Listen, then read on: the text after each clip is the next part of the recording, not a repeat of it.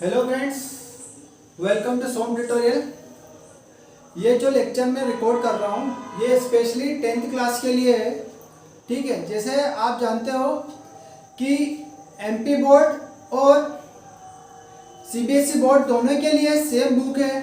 ठीक है, ये कुछ पिछले साल ही ये चेंजेस हुए हैं। तो पिछले साल से क्या हुआ है कि जो सीबीएसई वाले और एमपी बोर्ड वाले दोनों बोर्ड वाले बच्चों के लिए सेम बुक है। ठीक है, जिसे क्या बोलते हैं एनसीईआरटी बुक है जो। ठीक है, तो पिछली क्लास में हमने मैथ्स का चैप्टर फर्स्ट स्टार्ट किया था जिसमें हमने यूक्लिड डिवीजन मेथड पढ़ी थी। अब क्या कर रहे हैं हम कि उसे थोड़ा स्किप कर रहे हैं वो चैप्टर को। ठीक है, हम पढ़ने वाले पॉलिनोमियल। ठीक है, तो आज स्टार्ट कर रहे हैं मैथ्स का सेकेंड यूनिट जिसे नेम क्या है, पॉलिनोमियल। ठीक है, बहुपद। तो इस चैप्टर को स्टार्ट करने के पहले मैं कुछ बेसिक बता देता हूँ, क्योंकि जो बेसिक क्लियर होंगे आपके तो आप पूरा चैप्टर अच्छे से समझ पाएंगे। ठीक है, तो इसके पहले क्या करते हैं अपन, कोई भी दो नंबर है उसे अपन मल्टीप्लाई कैसे करते हैं वो सीख लेते हैं। ठीक है, तो जैसे 2 इंटू 4 को मल्टीप्लाई करेंगे तो क्या आएगा, 8 आएगा। ठीक है, अब ये तो डायरेक्ट नंबर है। यदि आपको कोई फंक्शन दे दे और दो फंक्शन को एक दूसरे से मल्टीप्लाई करना है, ठीक है, तो सबसे पहले मैं बताता हूँ कि फंक्शन क्या होता है। ठीक है, तो फंक्शन को डिनोट किससे करते हैं अपन, एफ ऑफ एक्स से। ठीक है, एफ ऑफ एक्स किसके बराबर है, एक्स प्लस 1। ये मैंने एक एग्जांपल लिया कि एक ऐसा फंक्शन है, ठीक है, जिसकी वैल्यू क्या है, एक्स प्लस 1। इसे क्या बोलते हैं अपन, फंक्शन। ठीक, अब फंक्शन में भी दो चीजें कि एक फंक्शन होता है डिपेंडेंट और एक फंक्शन होता है इंडिपेंडेंट। ठीक है, तो इसमें से कौन सा डिपेंडेंट है और कौन सा इंडिपेंडेंट है वो जान लेते हैं अपन। ठीक, तो जो ये वाला फंक्शन है इसकी x की वैल्यू बदलने पे इस फंक्शन की वैल्यू बदलेगी। अब x की वैल्यू तो कुछ भी हो सकती है, 0 हो सकती है, 1 हो सकती है, मतलब ऑल इंटीजर्स वैल्यू हो सकती है x की वैल्यू, कोई भी इंटीजर वैल्यू। ठीक है, अब इंटीजर वैल्यू में आपको मैंने प्रीवियस क्लास में बताया था, पिछली क्लास में बताया था कि इंटीजर क्या होते हैं, पूर्णांक होते हैं। और पूर्णांक क्या होते हैं, सारी नेगेटिव वैल्यू प्लस 0 और सारी पॉजिटिव वैल्यू। ठीक है, तो x की वैल्यू इंटीजर हो सकती है। ठीक, तो x की वैल्यू बदलने पे इस फंक्शन की वैल्यू बदल रही है, तो हम क्या बोलते हैं कि जो ये वाला फंक्शन होता है, ये वाला, ठीक, तो इसे हम क्या बोलते हैं,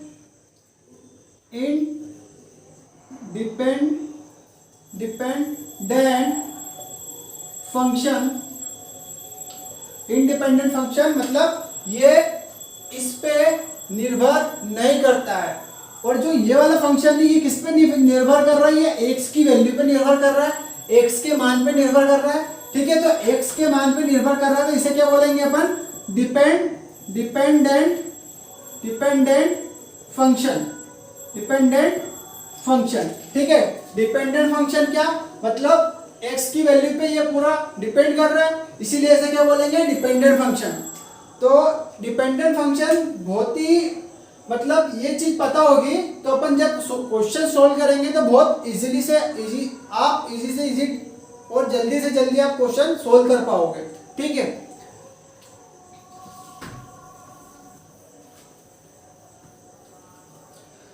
अब मैंने ये बताने के पहले कुछ बोला था कि आप दो फंक्शन का मल्टीप्लाई कैसे करते हैं। ठीक है, तो एक फंक्शन मान लीजिए f1 x है जिसकी वैल्यू x प्लस 1 मैंने। ठीक है, दूसरा फंक्शन है हमारा x बराबर 2x प्लस 1।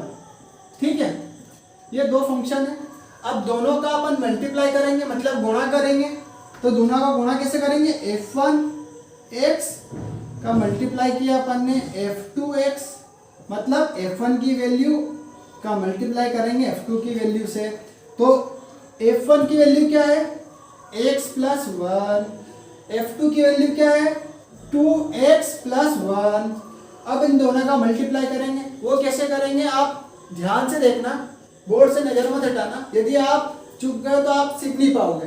ठीक है, क्या करना है, जो पहली टर्म लेनी है वाले फंक्शन की है, इसको इससे मल्टीप्लाई करना है। इसको इससे मल्टीप्लाई किया तो क्या होगा 2x गुणा ये वाला x। ठीक, अब क्या इसको फिर इस वन से भी मल्टीप्लाई करना है। ठीक, प्लस साइन यहाँ पे प्लस है तो यहाँ प्लस आएगा। ठीक, इस x को इससे मल्टीप्लाई करेंगे 1 गुणा x। अब आगे देखिए, अब ये प्लस वन तो यहाँ पे प्लस वन, इस प्लस वन को इससे मल्टीप्लाई करना है तो क्या आएगा 2x। फिर इस वन का इस वन से मल्टीप्लाई करेंगे तो क्या आएगा प्लस वन। ठीक है, तो ये मल्टीप्लिकेशन ऑफ टू फंक्शंस की वैल्यू क्या आएगी 2। ये x दो बार लिखे तो इसे डायरेक्ट लिख सकते हैं एक्स स्क्वायर। ठीक, x मतलब 2x की घात 2। ठीक, प्लस ये क्या x, और यहाँ पे ये भी x है और ये भी x है, तो ये एक x है ये 2x है, तो इन दोनों को जोड़ेंगे तो क्या होगा 3x और प्लस ये 1 का 1। ठीक है, तो दो फंक्शन का मल्टीप्लिकेशन अपन ने सीख लिया। चलिए दोस्तों, अभी तक हमने सीख लिया है कि मल्टीप्लिकेशन कैसे करते हैं दो फंक्शन का। अब मेन चैप्टर पे आते हैं हम अपन। चलिए, तो जैसे जैसे मैं आपको चीज़ें बताते जा रहा हूँ आप उसे नोट करते जाइए और अच्छे से नोट्स बनाइए। और नोट्स क्या काम करेंगे आपके लिए कि जब आप बोर्ड एग्ज़ाम के लिए प्रिपेयर करोगे लास्ट टाइम पे, तो नोट्स से आप पढ़ोगे तो आपका कंसेप्ट क्लियर होगा। ठीक है, जैसे जैसे चैप्टर कंप्लीट होते आएगा मैं मेरे टेलीग्राम चैनल पे क्या करूँगा कि chapter wise test paper upload करते जाऊँगा। ठीक है, तो आप जाके वहाँ से पेपर ले सकते हैं मेरा। ठीक है, तो पोलिनोमियल का अपन ने बेसिक देख लिया अभी। ठीक, अब क्या पढ़ते हैं अपन पोलिनोमियल में। ठीक है, कि पोलिनोमियल दिखता कैसा है, पोलिनोमियल दिखता कैसा है। पोली मतलब जैसे कि हमें पता है, पोली मतलब बहुत सारा। ठीक है, और हिंदी में भी क्या है पोलिनोमियल को क्या बोलते हैं बहुपद। बहु मतलब बहुत। ठीक, तो अब देखिए हेडिंग लिखिए आप, पहली हेडिंग लिखिए आप, क्या लिखोगे जनरल इक्वेशन फॉर पोलिनोमियल। ठीक, तो मैं आपको इसके नोट्स लिखवा रहा हूं, तो लिखिए आप। मान लिया कि f(x) एक फंक्शन है, f(x) एक फंक्शन है। ठीक है, क्या है फंक्शन f(x)। ठीक, a x की power n plus b x की पावर n माइनस वन। क्या करना है कि जो ये x है x की पावर n है, इसमें से x अगला क्या लिखना है bx और n में से एक माइनस कर देना है।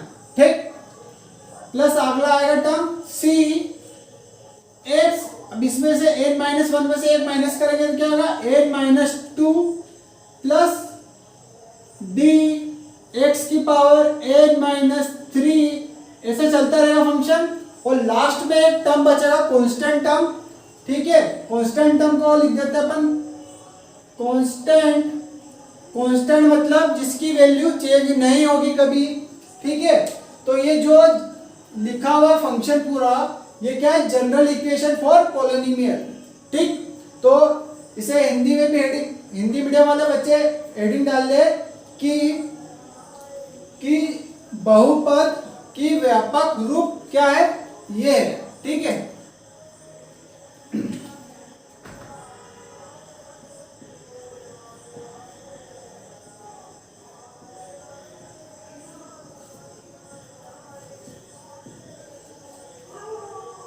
ठीक, अब देख लेते हैं जो यहाँ पे ए है, बी है, सी है, डी है, ठीक है। तो जो ये ए बी सी डी क्या है, ये कोई कांस्टेंट है, ठीक। और ये कंडीशन है कि जो ए है वो कभी भी जीरो के इक्वल नहीं होगा, कभी भी जीरो के इक्वल नहीं होगा, ठीक है। और एक कंडीशन और, जो एन है, एन की वैल्यू क्या क्या हो सकती है, एन की वैल्यू 1 हो सकती है, 2 हो सकती है, 3 हो सकती है, लेके अनगिनत इन्फिनिटी तक, जहां तक गिनती चल रही वहां तक हो सकती है, ठीक है। और जैसे 10th क्लास में हम ज़्यादा से ज़्यादा एन की वैल्यू 4 तक काम करेंगे, ठीक है। अब देखते हैं अपन कि जब n की वैल्यू 1 होगी तो क्या होगा, n की वैल्यू 2 होगी तो क्या होगा, n की वैल्यू 3 होगी तो क्या होगा, n की वैल्यू 4 होगी तो क्या होगा, ठीक है। तो जैसे जैसे n की वैल्यू चेंज होते जाएगी, ऐसे ऐसे फंक्शन चेंज होता जाएगा, और फंक्शन चेंज होता जाएगा तो उस फंक्शन का कुछ अलग नाम रहेंगे, ठीक है। अब देखते हैं n की वैल्यू यहाँ पे 1 रखेंगे तो क्या होगा, n की वैल्यू 1 रखेंगे इस फंक्शन में, ये फंक्शन है a, ठीक, x की पावर n मतलब 1, ठीक है। अब अगला लिखते हैं अपन b, x की पावर n माइनस 1 n मतलब n माइनस n 1 माइनस 1 मतलब 0 हो जाएगा, ठीक है। तो ये फंक्शन यही खत्म हो जाएगा, ठीक है। तो a x प्लस b, और जैसे कि हमें पता है किसी भी चीज, कोई सी भी मतलब x है या 1 है या 2 है, किसी भी चीज की पावर यदि 0 होती है तो वो किसके इक्वल होती है, 1 के। तो ठीक है, ये b इंटू इसकी पावर क्या है, 0 है, तो ये इसको क्या लिख देंगे हम, सीधे क्या लिख देंगे, 1, ठीक। तो जो ये वाला फंक्शन बना हमारा, ऐसा फंक्शन जिसमें कोई एक कांस्टेंट आता हो x के पहले प्लस एक b अकेला कांस्टेंट हो, तो ऐसे फंक्शन को हम क्या बोलते हैं, ऐसे फंक्शन को हम बोलते हैं मोनोमियल। क्या बोलते हैं हम इसे, मोनोमियल, ठीक है, मोनोमियल। और इसे एक और नाम दिया गया है लीनियर पॉलिनोमियल और मोनोमियल, ठीक है। और हिंदी में एक घात बहुपद बोलते हैं, ठीक है। अब देखते हैं हम दूसरा केस, ठीक है। दूसरा केस देखते हैं अपन कि जब n की वैल्यू 2 होगी तो क्या होगा, ये फंक्शन लिखा हमने, ये वाला फंक्शन x की पावर 2 प्लस b x की power 2 minus 1 plus c x की पावर 2 माइनस 2, ठीक है। आगे भी लिखते जाएंगे, और आगे लिखना कोई रिलेवेंट नहीं है क्योंकि यहाँ पे x की पावर 0 आ गई, और x की पावर इधर आगे, x की पावर मतलब आगे लिखते जाएंगे तो क्या होगा कि n की वैल्यू तो 2 है, और आगे जो वैल्यू आएगी 2 आएगी, फिर 3 आएगी, तो वो वैल्यू नेगेटिव आती जाएगी, तो उसका कोई रिलेवेंस नहीं है, उसे नेगलेक्ट कर देते हैं। तो यहाँ से लिखिए कि a x की पावर 2 प्लस b x की पावर 1 प्लस c x की पावर 0, x की पावर 0 मीन्स 1, ठीक है, 1। तो एक फंक्शन हमारा ये बना। अब कोई भी फंक्शन a x की पावर 2 प्लस b x की पावर 1 प्लस c इस फॉर्म में, इस रूप में दिखेगा, तो ऐसे फंक्शन को हम क्या बोलते हैं, क्वाड्रेटिक इक्वेशन। क्या बोलेंगे, क्वाड्रेटिक इक्वेशन। और क्वाड्रेटिक इक्वेशन को क्या बोलते हैं हम, और क्या बोलते हैं क्वाड्रेटिक इक्वेशन को, द्विघात बहुपद। ये जो मैं सबके नाम बता रहा हूँ हिंदी में, ये हिंदी मीडियम वाले बच्चे के लिए है, ठीक है, वो इंग्लिश में ना लिखते हुए हिंदी में लिख सकते हैं उनके लिए, ठीक। और अपन ने क्या n की वैल्यू 2 तक देख लिया, अब क्या करेंगे, अब n की वैल्यू 3 रखेंगे तो उसके लिए क्या होगा, n की वैल्यू 4 रखेंगे तो उसके लिए क्या होगा, ठीक है। तो n की वैल्यू जब, ये हमारा पहला केस था, ये हमारा दूसरा हो गया, मैं तीसरा यहाँ ऊपर लिख रहा हूं, तीसरा n की वैल्यू 3 रखेंगे, n की वैल्यू 3 रखेंगे तो क्या होगा, फंक्शन कुछ ऐसा बनेगा, a x की पावर 3 प्लस b x की power 2 plus c x plus d, ठीक है, कुछ ऐसा फंक्शन बनेगा। और ऐसे फंक्शन को हम क्या बोलते हैं, ऐसे फंक्शन को हम क्या बोलते हैं, cubic polynomial, cubic polynomial, cubic polynomial, ठीक है। और हिंदी में इसको क्या बोलते हैं,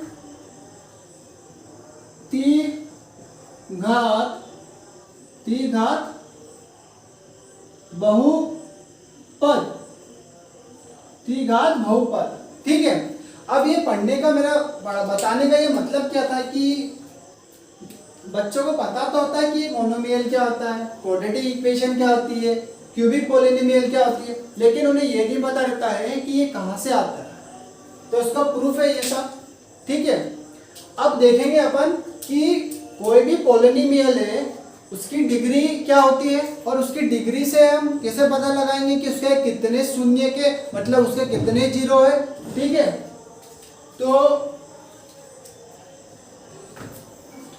इसके अब क्या पढ़ेंगे हम, डिग्री ऑफ पोलिनोमियल, लिखिए टॉपिक, डिग्री ऑफ पोलिनोमियल मतलब कोई भी बहुपद की कितनी घात होगी, ठीक। अब मैं एक एग्जांपल लेता हूँ और उससे बताता हूँ कि डिग्री ऑफ पोलिनोमियल क्या है, ठीक है। एक फंक्शन लिया मैंने एफ ऑफ एक्स बराबर x square plus 2x plus 3, ये फंक्शन लिया मैंने। अब देखिए कि इस पूरे फंक्शन में एक्स की हाईएस्ट पावर मतलब x की सबसे बड़ी घात क्या है। अब x के जो ऊपर जो ऐसे लिखा रहता है ना, इसे क्या बोलते हैं, पावर, और क्या बोलते हैं हिंदी में, घात। तो जो x की हाईएस्ट पावर क्या है इस पूरे फंक्शन में, यहाँ पे मतलब 1 है, यहाँ पे 2 है, तो मतलब जो हाईएस्ट पावर होती है पूरे फंक्शन की, उसे क्या बोलते हैं, डिग्री ऑफ पोलिनोमियल, क्या बोलते हैं, डिग्री ऑफ पोलिनोमियल। चलिए, तो ये वाले फंक्शन की डिग्री कितनी होगी, इसकी डिग्री होगी क्या, 2। अब एक और एग्जांपल लेता हूं, आप बताना x³ प्लस 2x प्लस 3, ठीक है। तो ये वाले फंक्शन की हाईएस्ट डिग्री क्या, हाईएस्ट पावर क्या है, 3 है। तो ये फंक्शन के लिए यह फंक्शन की डिग्री क्या होगी, 3, ठीक। अब जैसे हमने बताया कि जिस फंक्शन की डिग्री 2 हो उसे हम क्वाड्रेटिक पोलिनोमियल बोलते हैं, द्विघात बहुपद बोलते हैं। और ऐसे पोलिनोमियल जिसकी डिग्री 3 होती है उसे क्या बोलते हैं हम, त्रिघात बहुपद और क्यूबिक पोलिनोमियल, ठीक। तो अब इससे हमें यह भी पता चला कि जैसे कि जिसकी डिग्री 2 हो वो वाले पोलिनोमियल के कितने जीरो होंगे, इसके जीरोस कितने होंगे, 2, ठीक। इसकी डिग्री 3 है तो इसके जीरोस कितने होंगे, जीरोस 3। अब जीरोस का कंसेप्ट क्या है, जीरोस क्या है ये जानते हैं अपन, ठीक है। तो जीरोस ऑफ एनी पोलिनोमियल, अब जीरोस क्या होता है, कोई पोलिनोमियल के मतलब शून्य, बहुपद के शून्य क्या होते हैं। अब ये भी हम जान ही लेते हैं कि क्या होते हैं शून्य, मतलब जीरोस ऑफ पोलिनोमियल मतलब इस फंक्शन की ऐसी कोई दो वैल्यू जिससे फंक्शन क्या हो जाए, जीरो हो जाए, ठीक। तो मैं एक एग्जांपल ले लेता हूं, एग्जांपल जैसे कि x प्लस टू है, x प्लस टू है, यह फंक्शन है।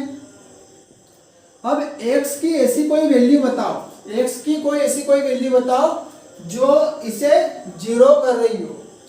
तो मैंने सोचा बहुत देर तक क्या है क्या है क्या है, फिर मैंने देखा कि जब मैंने जीरो रख के देखा x की जगह पे, ये फंक्शन है, x के जगह पे मैंने क्या रखा, जीरो रखा, तो ये क्या, जीरो प्लस टू, तो ये जीरो इक्वल टू जीरो हो रहा क्या, नहीं हो रहा, मतलब right hand side left hand side के इक्वल हो रहा है क्या, नहीं हो रहा।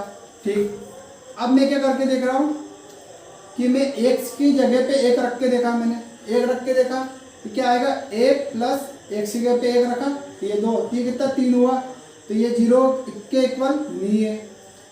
अब मैंने सोचा कि x की जगह पे माइनस टू रख दूँ, तो माइनस टू प्लस टू कितना होगा, zero, zero equal to zero, मतलब ये फंक्शन की माइनस टू ऐसी वैल्यू है जो इस फंक्शन को जीरो बना रही हो, मतलब जो वैल्यू कोई भी फंक्शन को जीरो बनाती है उस फंक्शन को हम क्या बोलते हैं, उस फंक्शन का जीरोस बोलते हैं, क्या बोलते हैं, जीरोस या शून्य बोलते हैं। ठीक है, तो शून्य का कंसेप्ट तो हमने देख लिया, अब ये आगे हमें काम देगा। ठीक है,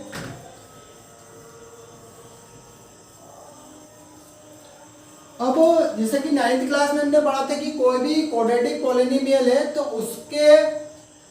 उसके जीरोस हम कैसे फाइंड करते हैं, जैसे कि द्विघात बहुपद के शून्य कैसे निकालते हैं, हम ये हमने 9th क्लास में पढ़ चुके हैं, लेकिन उसका थोड़ा सा कंसेप्ट मैं बता देता हूँ, तो हम क्वेश्चन करेंगे जब तो हमें इजी होगा, इजीली हम सीख पाएंगे।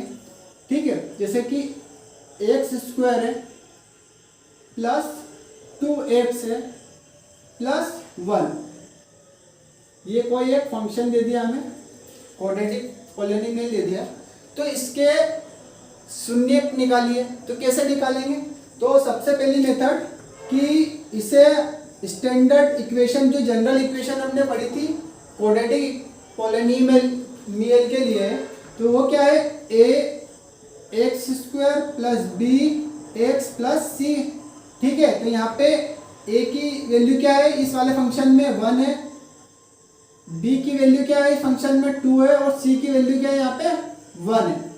ठीक है, तो इस फंक्शन के जीरोस निकालने हैं, तो क्या करना है कि 9th क्लास में हमने पढ़ी थी कि स्प्लिटिंग द मिडिल टर्म।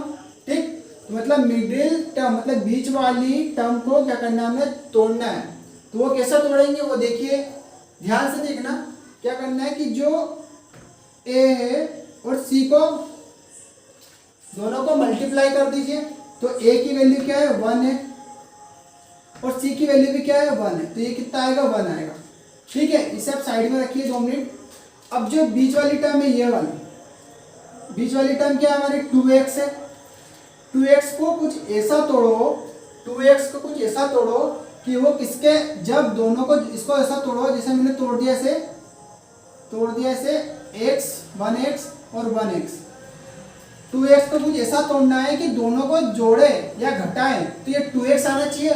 ठीक है, और इन दोनों को मल्टीप्लाई करें तो ये a इंटू सी के बराबर आना चाहिए। ठीक है, तो क्या करेंगे अब, क्या देखना है हमें कि इसे कैसे तोड़ते हैं, तो ये x square plus 2x plus 1, तो मैंने क्या किया, a इंटू सी को मल्टीप्लाई किया तो क्या है 1, और इस 2 को ऐसा तोड़ना है कि जोड़ने पे तो 2x आए, और जो तोड़ा अपन ने, जो दो फैक्टर तोड़े हैं इसके 2x के, वो मल्टीप्लाई करेंगे तो हमें क्या आना चाहिए, a इंटू सी के बराबर आना चाहिए। तो देखिए एक्स स्क्वायर प्लस इसे x प्लस x में तोड़ा मैंने, तो इसको दोनों को जोड़ेंगे 2x आया, और मल्टीप्लाई करेंगे 1 इंटू 1 तो क्या आएगा 1।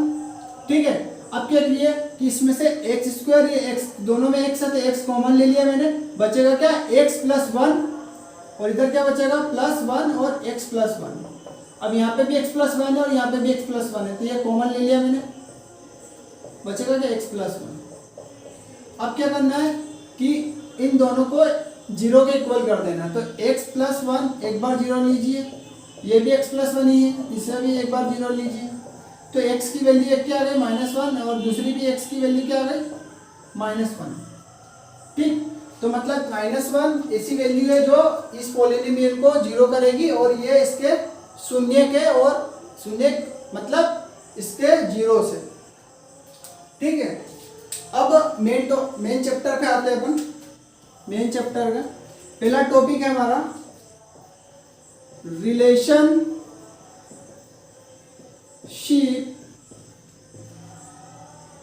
Between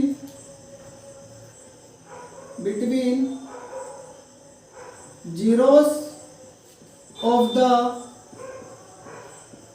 polynomial and coefficient of the coefficient। ठीक है, और इसे हिंदी में क्या बोलते हैं? हिंदी में बोलते हैं शून्यक और गुणकों के बीच में संबंध। तो चलिए इसका डेरिवेशन तो कोई एग्जाम में नहीं पूछते हैं, इसके में वो जो रिलेशन है वो डायरेक्ट लिख देता हूं मैं। तो जैसे कि क्वाड्रेटिक इक्वेशन के लिए क्या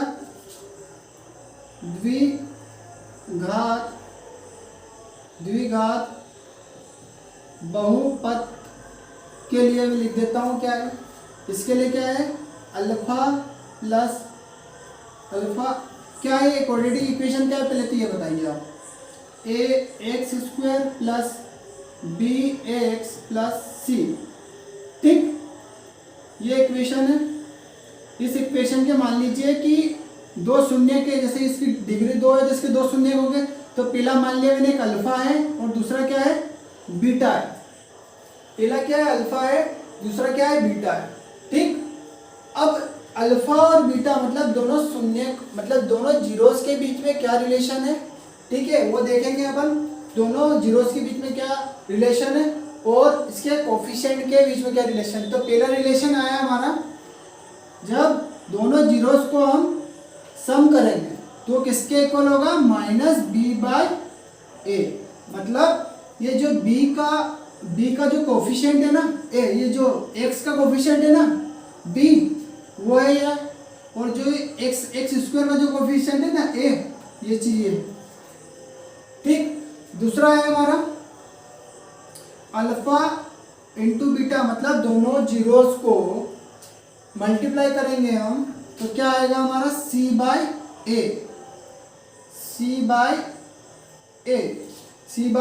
ठीक है, तो इसके आगे आप लिख लीजिए डैश करके और इक्वल टू करके, इसके आगे आप लिख लीजिए इक्वल टू करके कि कोफिशिएंट ऑफ x अपॉन में लिख लीजिए कोफिशिएंट ऑफ x², इसके नीचे यहाँ पे कोफिशिएंट ऑफ x²।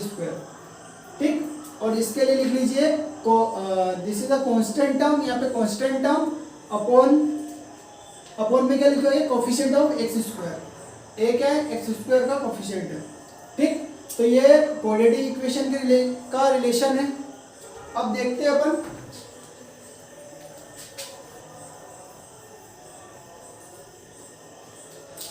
ठीक, अब किसके लिए देखते हैं अपन।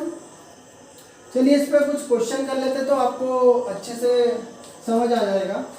मान लीजिए कि एक क्वाड्रेटिक एक क्वेश्चन ले लेते हैं अपन, उठा लेते हैं बढ़िया एक क्वेश्चन ले लेते हैं। क्वेश्चन लिखिए पहले question, find the zeros of the quadratic polynomial x² plus 7x plus 10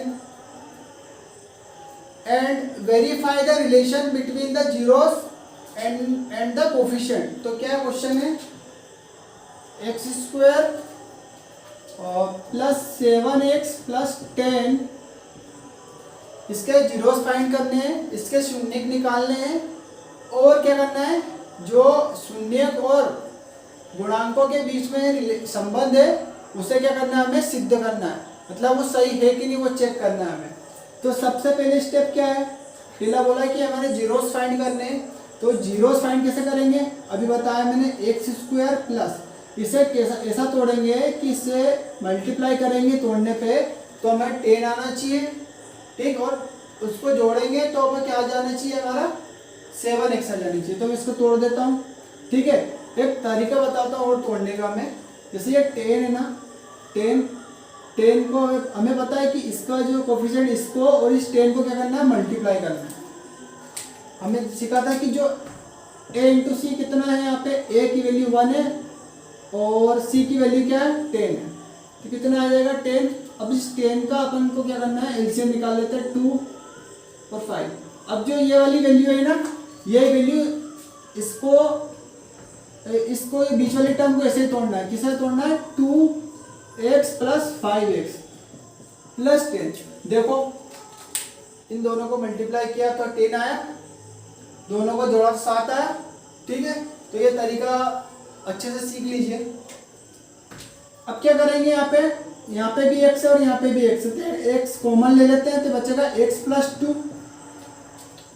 2 और यहाँ पे देखिए इसको कैसे तोड़ सकते हैं, 10 को 2 इंटू 5, तो यहाँ से 5 और यहाँ से 5 कॉमन ले लीजिए, बचेगा क्या, x प्लस 2, ठीक। अब यहाँ पे भी x प्लस 2 और यहाँ पे भी x प्लस 2, तो कॉमन ले लीजिए पूरे में से x प्लस 2, बचेगा क्या, यहाँ पे एक x ये वाला और ये प्लस 5 बचेगा, ठीक। अब क्या करना है, ये ऐसा कुछ टर्म आ जाए तो इसे क्या है, 0 का इक्वल करना है, तो x प्लस 2 इक्वल टू 0 और x प्लस 5 इक्वल टू 0, तो यहाँ से एक x की वैल्यू क्या आ गई, -2 और एक x की वैल्यू क्या आ गई, -5, ठीक। इस x को उस साइड लेके गए तो -2 और इस 5 को उस साइड लेके गए तो -5,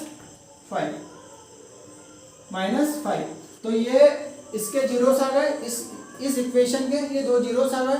और 2 जीरोस क्यों आए, क्योंकि इसकी डिग्री क्या है, 2 है, इसलिए इसके 2 जीरोस आए, ठीक है। अब क्या करना है हमें कि इसका relationship between zeros of the polynomial को वेरीफाई करना है कि वो सही है कि नहीं, ठीक। तो पहला रिलेशन क्या है हमारा, पहला रिलेशन है हमारा अल्फा प्लस बीटा बराबर -b/a, ठीक है। तो ये इक्वेशन तो हमारी ये वाली। अब यहाँ से देख लेते हैं इस इक्वेशन से कि a की वैल्यू क्या है, यहाँ पे a की वैल्यू 1 है, b की वैल्यू क्या है, यहाँ पे 7 है, और c की वैल्यू क्या है, c की वैल्यू क्या है, यहाँ से 10 है, ठीक। c की वैल्यू 10 है, ठीक है। अब क्या करेंगे, अल्फा की वैल्यू क्या है, ये अल्फा है और ये बीटा है। अपने ऊपर है कि किसी को भी एक को अल्फा मान लो तो दूसरा बीटा रहेगा इसे, ठीक है। तो अल्फा की वैल्यू क्या है, यहाँ से -2 और बीटा की वैल्यू -5। चलिए रख के देखते हैं पहला रिलेशन, इसको वेरीफाई कर रहे हैं अपन।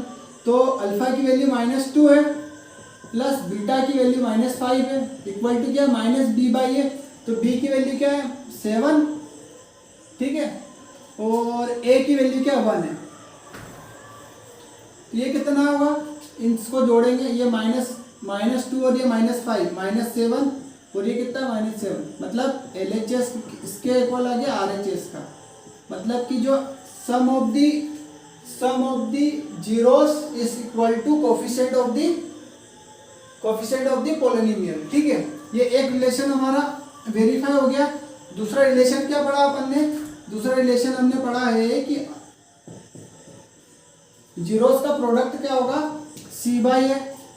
तो अल्फा की वैल्यू क्या है, -2 और बीटा की वैल्यू क्या है, -5, c की वैल्यू क्या है 10 और a की वैल्यू क्या है 1, ठीक है। तो ये कितना होगा, ये होगा प्लस का 10 और ये कितना होगा, ये प्लस का 10, मतलब LHS इक्वल टू RHS, ठीक है। तो ऐसे करते हैं। अब एक वेराइटी और बच गई है, ये जो रिलेशन बिटवीन द कोफिशिएंट वाले टॉपिक में हमारा, ठीक है। तो वो हम नेक्स्ट क्लास में देखेंगे और और मैं NCERT के जो क्वेश्चन है आपको होमवर्क देता हूँ, आप कर सके तो करना। जो एक्सरसाइज 2.2 का जो पहला क्वेश्चन है फर्स्ट नंबर का, उसके 6 क्वेश्चन है, वो सारे क्वेश्चन आप कर सकते हैं, ठीक है, जितना अभी तक पढ़ा है मैंने। और आपको आखिरी तक देखिए वीडियो को। धन्यवाद, जय हिंद।